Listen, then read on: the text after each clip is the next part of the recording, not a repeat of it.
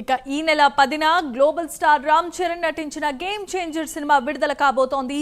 ఈ సందర్భంగా తూర్పుగోదావరి జిల్లా రాజమండ్రి వేమగిరిలో జరిగిన game changer pre release event super success అయింది. ఈవెంట్ కు ముఖ్య అతిథిగా డిప్యూటీ సీఎం పవన్ కళ్యాణ్ హాజరయ్యారు. ఒకే వేదికపై బాబాయ్ అబ్బాయిని కనిపిస్తారని అభిమానులు భారీగానే తరలివచ్చారు. ఈ ప్రీ రిలీజ్ ఈవెంట్ లో ప్రసంగించిన పవన్ కళ్యాణ్ సినీ రంగానికి కూటమి ప్రభుత్వం ఇచ్చే ప్రాధాన్యతను స్పష్టం చేశారు. అలాగే మెగాస్టార్ చిరంజీవి లేకుంటే తామెవరం లేవంటూ పవన్ కళ్యాణ్ భావోద్వేగానికి లోనయ్యారు.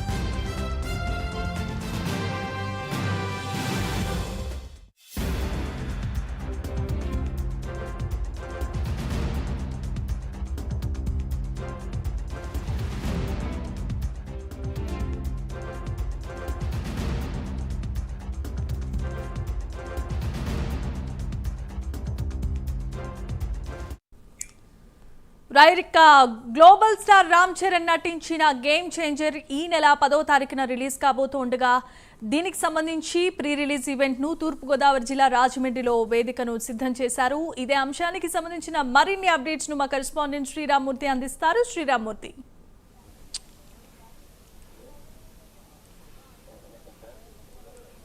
జమీమా, నిన్న రాత్రి ఏదైతే గేమ్ చేంజర్ ఆ event pre release event Rajahmundry యామగిరిలో జరిగిందో ఇదంతా జనచంద్రమైంది.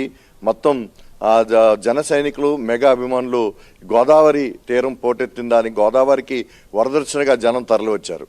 అయితే ఈవెంట్ మొత్తానికి ఆద్యంతం చూసినట్లయితే మొత్తం ఈవెంట్లో ఒక డిప్యూటీ సీఎం పవన్ కళ్యాణే ఒక గేమ్ చేంజర్గా ఈ వేదిక మీద కనబడిన పరిస్థితి ఉంది. అంటే ఒకవైపు గేమ్ చేంజర్లో హీరోగా నటించిన గ్లోబల్ స్టార్ రామ్ చరణ్ ఉన్నప్పటికీ కూడా ఆయన పవన్ కళ్యాణ్ ముందు మాట్లాడడానికి తన ఏమీ లేదు, తన దగ్గర తన కేవలం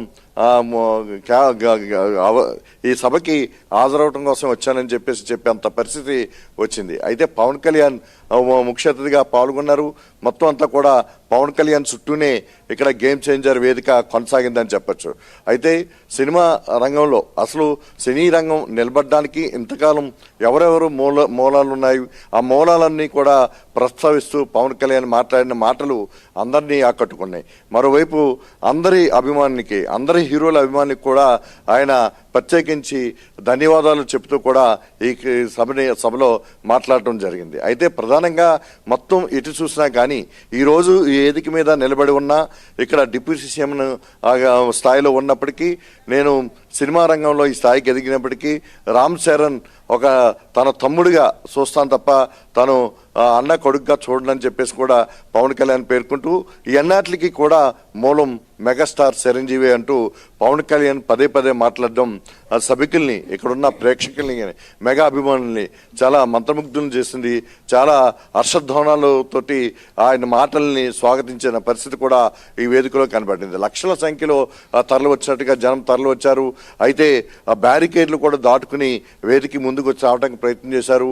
పెద్ద పెద్ద రేకులు కట్టి ఆ వేదిక దగ్గరికి రాకుండా పవన్ కళ్యాణ్ కాన్వాయ్ కట్టు తగలకుండా చేసినప్పుడు కూడా రేకులు కూడా ఓడగొట్టి ముందుకొచ్చిన పరిస్థితి కనిపించింది. అయితే పవన్ కళ్యాణ్ పదే పదే ఇక్కడ మాట్లాడిన తర్వాత అభిమానులు ఎవరు కూడా క్షేమంగా ఇంటికి వెళ్ళాలి, ఎవరు కూడా ఎలాంటి అవాంఛనీయ సంఘటన జరగకుండా జాగ్రత్త పడాలి పదే పదే చెప్తానంటూ చాలా విజ్ఞప్తి చేసిన పరిస్థితి ఉంది.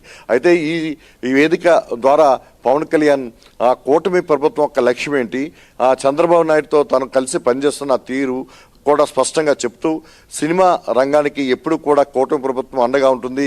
మొదటి నుంచి కూడా చంద్రబాబు సినీ రంగాన్ని ప్రోత్సహిస్తూనే వచ్చారు. అయితే గత ప్రభుత్వం అయితే మాత్రం సినీ హీరోల్ని జీరోల్ని చేస్తున్నట్టుగా వ్యవహరించిన తీరును మాత్రం ఆయన అసలు నొక్కి ఒక్కానించిన పరిస్థితి మాత్రం పవన్ కళ్యాణ్ చేశారు. ఎవరైనా సరే సినిమాలో నటించిన హీరోలు తమ వద్దకి సమస్యల మీద, సినీ రంగ సమస్యల మీద రావవసరం లేదు. కేవలం నిర్మాతలు, దర్శకులు కావచ్చు, నిర్మాతలు కావచ్చు, లేకపోతే బ్యానర్ తరపున అంటే సాంబారపు ఫిల్మ్ సాంబారపు తరపున కానీ ఇలా రావాలి తప్ప హీరోలు వచ్చి మాత్రం మా దగ్గర మొక్కవోలు చేయాల్సిన అవసరం లేదని కూడా పవన్ కళ్యాణ్ చాలా స్పష్టంగా చెప్పిన పరిస్థితి ఉంది. అయితే ఏపీలో ఏదైతే ఇక్కడ టూరిజం డెవలప్ చేస్తున్నాం, సినీ రంగానికి సంబంధించి సినిమాలు తీసుకోవటానికి అనేక ప్రదేశాలు ఉన్నాయి. ఒకవైపు సముద్ర తీరం ఉంది, గోదావరి తీరం ఉంది, అటవీ ప్రాంతం ఉంది. ఇవన్నీ కూడా అది విజయనగరంలో ఉన్న ఫారెస్ట్ను కూడా మొన్న ఆయన పర్యటించిన ప్రాంతాన్ని కూడా ఉదాహరిస్తూ కూడా అనేక విషయాల్ని ఆయన ఇక్కడ నిర్మాతల ముందు ఉంచారు. అయితే నిర్మాత దిల్ రాజు కూడా ఒక ప్రత్యేకమైన సూచన చేశారు పవన్ కళ్యాణ్. కేవలం ఇది తెలుగు రాష్ట్రాల మీద సవత తల్లి ప్రేమ వద్దు, ఏపీ మీద సవత తల్లి ప్రేమ వద్దు. ఇక్కడ ఏపీలో కూడా సినీ రంగాన్ని అభివృద్ధి చేసేందుకు కొన్ని స్కిల్ డెవలప్మెంట్, సినీ రంగంలో ఒక సంగీతం కావచ్చు, నటన కావచ్చు, మరొక యాక్షన్ స్కిల్స్ కావచ్చు, లేకపోతే స్టంట్ స్కూల్స్ కావచ్చు, ఇట్లాగా ఏదైనా సరే ఒక స్కిల్కి సంబంధించి అనేక మంది యువత చాలా ఉత్సాహంగా ఉన్నారు ఇక్కడ. ఈ యువతకి మీరందరూ సినీ రంగంలో అనేక నైపుణ్యత గల నిపుణులు ఉన్నారు, వారందరి చేత శిక్షణ ఇప్పించడానికి స్కిల్ డెవలప్మెంట్ క్లాసెస్ నిర్వహించాలని చెప్పి అదే ఇన్స్టిట్యూషన్ కూడా పెట్టాలని కూడా పవన్ కళ్యాణ్ ఖచ్చితంగా దిల్ రాజుకి అలాగే సహా నిర్మాతలకు కూడా సూచించిన పరిస్థితి ఉంది. ముఖ్యంగా చూసినట్లయితే తాను ఒకప్పుడు బ్లాక్లో టికెట్ కొనుక్కుని మద్రాసులో శంకర్ తీసిన సినిమాని జెంటిల్మెన్ సినిమాని చూశాను. అంటే బ్లాక్లో టికెట్లు కొనుక్కుని రకరకాలుగా వ్యవహారాలు చేస్తున్నప్పుడు ఆ డబ్బులన్నీ కూడా ఎక్కడికో ఇటో పోతున్నాయి. అందుకోసమే సినీ రంగంలో వచ్చిన సాంకేతిక పరిస్థితి కావచ్చు, పెరిగిపోయిన ఖర్చులు కావచ్చు, టికెట్లు పెంచడానికి ప్రత్యేకమైన పరిస్థితులు అయితే ఏర్పడ్డాయి. అందులో కేవలం ఈ పెంచిన టికెట్లు నిర్మాతకో హీరోకో వచ్చే డబ్బులు కావు, ప్రభుత్వానికి కూడా అందులో 18% దాంట్లో పన్ను రూపంలో వస్తుంది, జిఎస్టీ రూపంలో వస్తుంది. అదే బ్లాక్లో టికెట్లు అమ్మకుండా ఈ టికెట్ కొంచెం పెంచి అమ్మినట్లయితే అందరూ కూడా సంతోషంగా మొదటి రోజునో రెండో రోజున సినిమా చూడాలని చెప్పి తాతాలాడుతూ ఉంటారు అభిమానులు. అందుకోసమే తప్ప ఇందులో లాభాపేక్ష కోసం ఆలోచించి కాదని చెప్పి కూడా పవన్ కళ్యాణ్ స్పష్టం చేసిన పరిస్థితి ఉంది. ఈ సినిమాకి సంబంధించి అలాగే టికెట్ల పెంపుక కోసం ఎవరు హీరోలు మాత్రం మా దగ్గరికి రావద్దు, ప్రభుత్వం దగ్గరికి రావద్దని కూడా చాలా స్పష్టంగా పవన్ కళ్యాణ్ చెప్పిన పరిస్థితి ఉంది. అలాగే ఈ నేపథ్యంలో కూడా మధ్యలో గత ప్రభుత్వం సినిమా రంగానికి ఎలాగ అన్యాయం చేసింది, ఎలాగ నిర్లక్ష్యం చేసిందో కూడా పవన్ కళ్యాణ్ సొరకలు వేస్తూ మాట్లాడిన పరిస్థితి కూడా ఉంది. అయితే మరోవైపు చూసినట్లయితే ఏదైనా సరే ఈరోజు సినీ రంగం ఏపీలో కానీ తెలుగు రాష్ట్రాల్లో కానీ ఉందంటే దానికి బిఎన్ రెడ్డి కావచ్చు, నాగిరెడ్డి గారు కావచ్చు, ఎన్టీ రామారావు, ఇట్లాగా ప్రముఖులు నాగేశ్వరరావు పేరు, ఘట్టమనేని కృష్ణ గారి పేరు, ఇట్లాగా పాత హీరోలు అలాగే సినీ రంగానికి చేసిన నిర్మాతలు, దర్శకుల పేర్లు కూడా ప్రస్తావిస్తూ పవన్ కళ్యాణ్ చేసిన ప్రసంగం అయితే మొత్తం ఆద్యంతం ప్రేక్షకులను ఆకట్టుకుంది. చాలా మొత్తం గేమ్ చేంజర్ ప్రీ రిలీజ్ అంతా కూడా కేవలం పవన్ కళ్యాణ్ గేమ్ చేంజర్ కిందనే మారిపోయింది. మొత్తం ఆయన చుట్టూనే మొత్తం వేదికంతా తిరిగింది. ఆ సినిమా రంగంలో కూడా ఇంతవరకు తను సినిమా రంగంలో ఉన్నప్పటికి కూడా, సినిమాలు చేస్తున్నప్పటికి కూడా, మరొక వీరమల్లు, ఓజీ లాంటి సినిమాలు రావాల్సి ఉన్నప్పటికి కూడా, కానీ తాను ఒక రాజకీయవేత్తగా ఉన్న నేపథ్యంలో, డిప్యూటీ సీఎంగా ఉన్న నేపథ్యంలో ఏ దిశ నిర్దేశం చేయాలో సినిమా రంగానికి అవన్నీ కూడా ఈ వేదిక నుంచి ఆయన చేశారు. హీరో సినిమాలు వేరు, నిజ జీవితం వేరు అని కూడా ఆయన ప్రస్తావిస్తూ కొన్ని ఉదాహరణలు కూడా చేశారు. అయితే యువతకు కూడా ప్రత్యేకమైన పిలుపును కూడా ఇక్కడ ఇచ్చారు. అందరూ కూడా కేవలం సినిమాలు ప్రలోభంతో నడవకూడదు, సినిమాలకి ఇది కావాలంటే కనుక చాలా ఉపాధి అవకాశాలు కూడా పొందాలి, ఉపాధి పొందినప్పుడైతే డబ్బులు సంపాదించినప్పుడైతే ఎంజాయ్ ఏదైనా చేయొచ్చు అని చెప్పి కూడా ఆయన యూత్ కూడా ఒక మెసేజ్ కూడా ఇవ్వగలిగారు. అయితే మొత్తానికి 2.5 గంటల పాటు ఈ గేమ్ చేంజర్ సభ ఇది జరిగింది, ప్రీ రిలీజ్ సభ జరిగింది.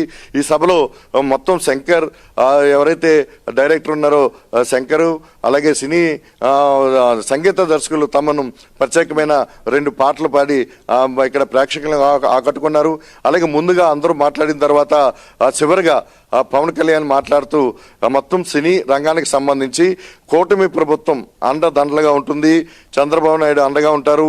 ఈ సభ ఇంత స్థాయిలో నిర్వహించుకోవడానికి రాష్ట్ర ప్రభుత్వం ఇక్కడ అనుమతి ఇవ్వడానికి కూడా ఆయన స్థాయిలో మళ్ళీ ధన్యవాదాలు కూడా తెలిపారు. ఇట్లా చూసినట్లయితే మొత్తం గోదావరి జిల్లాల్లో మొదటిసారిగా అంటే రాష్ట్ర విభజన తర్వాతే ఇంత పెద్ద ఈవెంట్, ఒక game changer cinema event, pre release event ఇక్కడ జరగటం అంటే ఏపీలోనే ఇంత పెద్ద ఈవెంట్ ఎక్కడ జరగలేదు ఇప్పటి వరకు. అది ఇక మీదట ఇలాంటి ఈవెంట్స్ అన్ని కూడా ఏపీలో జరుగుతాయి. ఇక్కడ సినిమా సంఘానికి సంబంధించి ఆ ప్రాంతం ఈ ప్రాంతం కాదు, మొత్తం అంతా కూడా ఒకే ఇది రంగం అని చెప్పేసి కూడా ఆయన పేర్కొంటూ మొత్తం ఆయన ప్రసంగాన్ని కొనసాగించారు. పవన్ కళ్యాణ్ చుట్టూనే game changer pre release cinema సభ జరిగిందని చెప్పొచ్చు. Jemimah. Right. Thanks for the updates and details, Sri Ramurthy.